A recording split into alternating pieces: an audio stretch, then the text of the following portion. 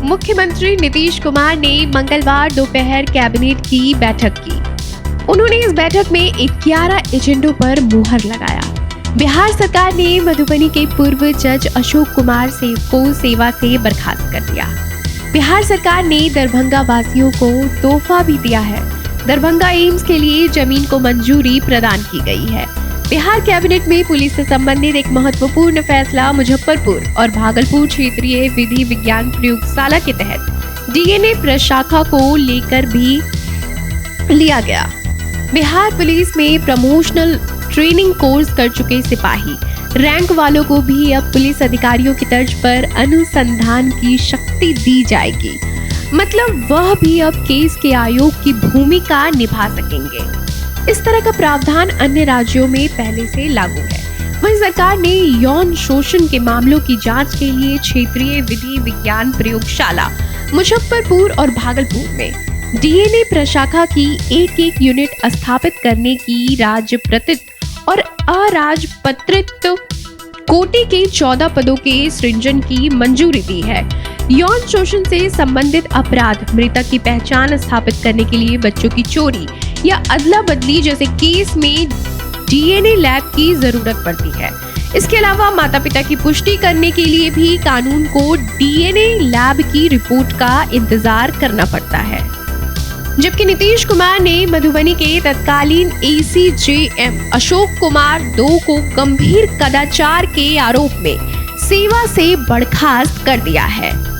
साथ ही बिहार सरकार ने मोटरयान अधिनियम में संशोधन के प्रस्ताव को मंजूरी दे दी है।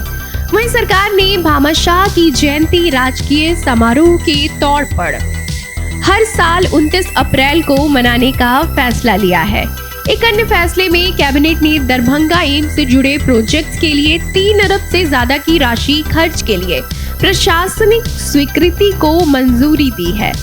इसके अलावा बिहार सरकार राज्य प्रोटोकॉल संवर्ग के विभिन्न कोटि के 15 पदों के सृजन और बिहार प्रोटोकॉल संवर्ग नियमावली 2023 को स्वीकृति दे दी है। नमस्कार। आज मंत्रिपरिषद में 11 विषयों पर स्वीकृति दी गई है।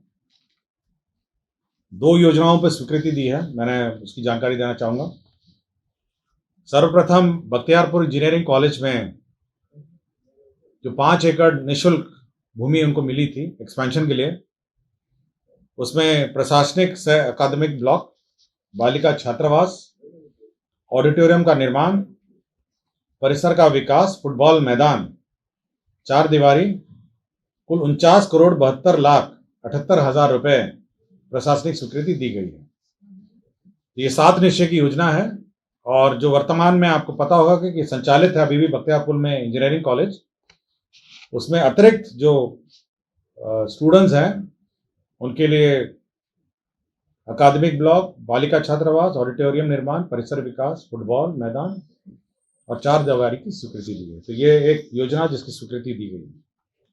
दूसरी योजना जो स्वीकृति दी गई है वह आपको जानकारी होगा कि दरभंगा में राज्य सरकार ने एम्स के लिए, all Indian institute of medical sciences के लिए भूमि बहादुरपुर अंचल में एकमी शोभन बाईपास सड़क